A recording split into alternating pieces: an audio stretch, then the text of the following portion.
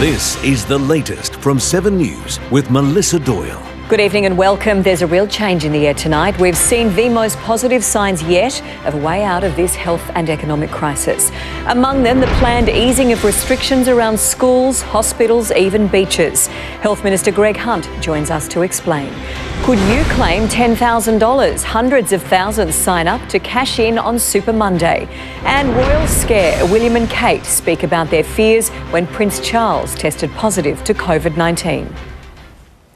The reopening of Australia will be gradual. It will happen in stages, and we got the first hint today of how it might unfold. A ban on elective surgeries could be lifted, closed beaches reopened for exercise, and there are plans to get schools back to near normal as soon as possible. Angela Cox has the details. Well, to discuss further the easing of restrictions, earlier today I spoke with Health Minister Greg Hunt. Well, Minister, thank you so much for making the time today. I want to start by asking how likely it is that elective surgery, including IVF, will resume next week. Elective surgery is being considered by the National Cabinet next week. We'll start with a first round, and that's being determined on priorities as it should be, but with IVF, absolutely one of those that's being considered. When do we get to the point that we can ease up restrictions? We've made huge progress, but now we want to make sure that we really clamp down on it. We'll be able to progressively take gentle steps, I don't want to overstate it, but gentle steps, which will allow us to get out. What we don't want to do is risk a second wave. Absolutely, and nobody wants that either. But can I ask you just to give me maybe some examples? And I won't hold you to this, but what are you thinking could be top of the list? So one of the things that will be maintained is the social distancing. That's absolutely critical. Yeah. Minister Greg Hunt, thank you for your time as always. Appreciate it. Despite the possibility of restrictions being lifted in coming weeks, Queensland Premier Anastasia Palaszczuk has warned the state's tourism industry it could suffer for several years. Let's bring in Elliot Chipper in Brisbane. Elliot, the Premier has told Seven there will be a long road to recovery. Let's just take a look. We're not going to see international tourism, I think, for at least a year. But that's not to say that we won't be able to generate some domestic tourism. The recovery is going to take years, Sharon. This is not going to be a quick fix. So what kind of impact will this have on the state? Mel, in a word, this is simply going to be heartbreaking for so many Queenslanders. The tourism industry generates $27 billion for Queensland and employs 1 in 10 Queenslanders. Now, it's not just the industries that are affected by international tourism, the tour groups and the hotels. It's the flow-on effect to the cafes, the restaurants, the shops that are in these tourism areas. Is there some talk that some particular areas could open sooner than others in Queensland? Yes, Mel, the Premier did actually allude to that today. Of course, there are many parts of regional and remote Queensland that are still virus-free. Health experts have weighed in, saying that they could slowly ease restrictions in these areas, but, and it's a very big but, that would require more testing and more contact tracing as well. So many discussions for our health experts and politicians to have in the coming weeks. Mel? Certainly. All right. Elliot Chipper in Brisbane, thank you. COVID-19 cases at a New South Wales nursing home have doubled in just 24 hours. Let's bring in Chris Reason in Sydney. Rezo, this aged care cluster is causing serious concern. Yeah, Mel, good evening to you. Awful numbers out of the Newmarch aged care facility out there at Caddens. Basically, in the space of just 24 hours, the number of positive tests at that aged care facility jumping 100%. Yesterday it was 15, today 30 people, 20 of them residents, 10 of them staff. Indeed, 7 News has been told of one family dealing with news that their grandmother has tested positive and is unlikely to survive through to Sunday. And it's not just the elderly at risk, Rezo. One of the state's newest victims is an infant. Mel, that infant was just 7 weeks old, a baby boy testing positive for COVID-19. He has now been obviously admitted to hospital. His positive test took the case numbers in this state to 29 in this last cycle. At the Royal North Shore Hospital here and at hospitals across the state of New South Wales, they've now started doing temperature testing for all people that walk into the building. That is a first, Mel. All right, Chris Reason in Sydney, thank you. Well, the number of dead from the Ruby Princess cruise ship has risen yet again, with news another overseas passenger lost their battle with COVID-19 earlier this month. American Chen Xu died a few weeks after returning from Sydney. 21 people have now died due to that outbreak, which remains the largest cluster of the virus in Australia. 4 weeks since imposing one of the world's strictest lockdowns, this Monday New Zealand will make the call on whether they will ease restrictions. If they do, it means some people can return to work, restaurants will open for takeaway, schools will reopen and couples living apart can reunite. Jacinda Ardern has said it also means residents can expand their bubbles, meaning they can interact with other people who have been isolating together. And China has admitted to miscounting the death toll in the city of Wuhan, where the coronavirus began. A further 1,290 casualties have been revealed today, bringing the total to nearly 3,900.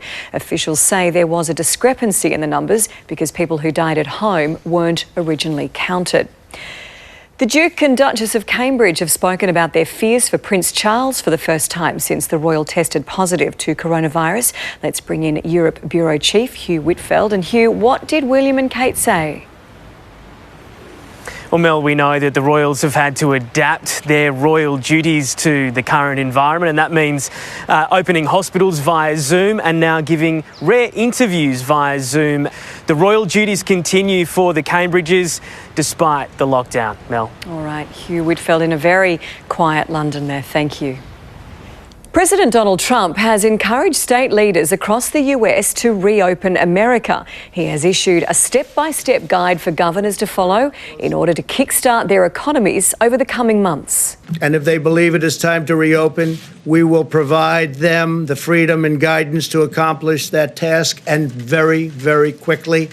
A very different tune from a day ago. Let's bring in NBC News reporter Tracy Potts live from Washington, D.C. And Tracy, the president says the virus has peaked and it's time to start to rejuvenate the economy. But what has been the response from the governors? Some governors seem to be in line, while others are very concerned that their states are not ready. And the president, as you noted, Melissa, has shifted from I call the shots, which is literally what he said, to now saying, well, these are guidelines and states can decide on their own when to reopen. But the reaction, as you were asking, has been mixed. There are people who are very concerned that we're not doing enough testing. We're hearing that from a lot of Democrats and others. And there are people, and we've seen protests in the streets in several states with people who are strapped for cash and they want to get back to work. Tracy, thank you for the update tonight. We appreciate it. We will talk to you again soon. Tracy Potts from NBC News. In other news, convicted drug smuggler Cassie Sainsbury has been released from prison in Colombia after 3 years behind bars. The former personal trainer was caught in 2017 with 6 kilos of cocaine and sentenced to 6 years jail. She's one of 4,000 prisoners freed in a bid to reduce the spread of coronavirus in the country's overcrowded jails. But she will have to serve out a 27-month parole period in Colombia. AFL star Lachie Hunter is set to be charged over a drink driving incident after allegedly ploughing into 4 cars and fleeing the scene. Georgia Comensoli is reporting live from Melbourne. And Georgia, what do we know so far?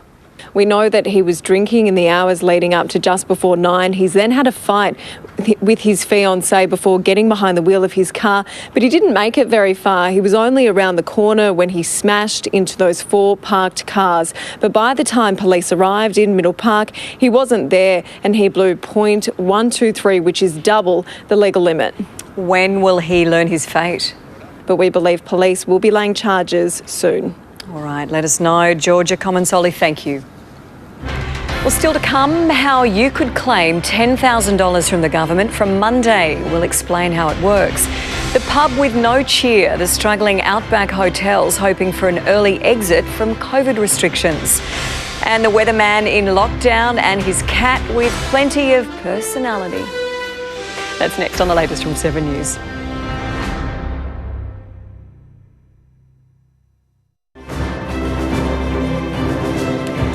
from Monday, Australians who've taken a financial hit due to coronavirus will be able to apply for early access to up to $10,000 of their superannuation. But is it a good idea? Let's bring in Laura Higgins from Money Smart. Laura, this would sound pretty appealing to many who have lost income. What do people need to take into account, though, if they are considering it? So understanding the impact it has on the retirement balance is important. Also understanding the impact it might have on insurance, because lots of people have their life insurance through their superannuation. Great advice. Laura Higgins from Money Smart, thank you. In small towns across Australia, the local pub is a vital part of community life. One publican in Queensland wants the government to use struggling hotels to test the easing of social distancing rules. Earlier, I spoke to Gavin Ballard, the owner of the Birdcage Hotel in Longreach, and asked how his town was coping. Everyone's getting by, but obviously you do have, your clientele being in a rural and country area. We have some clients that come in here and have their couple of beers a day, which is their social side of their life, and gets them through. You're not only a publican, but you're a bit of a doctor and a psychiatrist in some degree, and a good mate of theirs. So it's been a bit tough. So run me through what you want to have happen. You want the restrictions eased?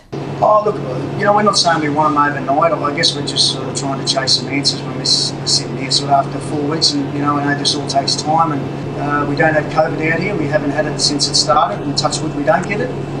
I would imagine you guys are going to have one amazing celebration when it all does end, and we'll see what happens. But hopefully the restrictions ease off soon for your sake and for the town's sake. So all the best, Gavin. Well, still to come, this is For Real, the weatherman in lockdown sharing the stage with his needy cat. And the story behind a very powerful final frame. That's next on The Latest from 7 News.